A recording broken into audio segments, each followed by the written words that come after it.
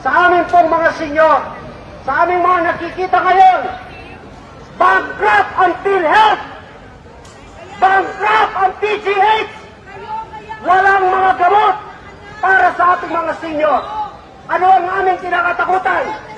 Hindi lang kami ng mga senyor na ang aming buhay ay maiksi na, kundi ang aming iniisip ay ang aming mga anak at apo.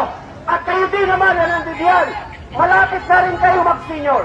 Ilang taon lamang at kayo rin naman ay umaasa sa PhilHealth, sa mga gamot na nasa ating mga ospital. Ngunit tingnan niyo ang kalagayan ng ating mga ospital at ng ating mga paaralan para sa ating mga anak. Hindi ito nasusuportahan ng mabuti. Saksakan sila sa mga ospital.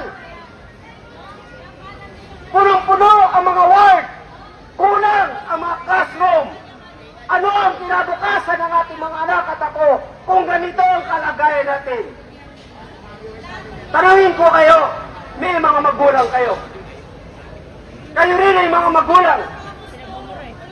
Darating din ang araw na kayo ay manghihina, magkakasakit at mangangailangan ng tulong at hindi magiging sapat ang inyong mga sahod.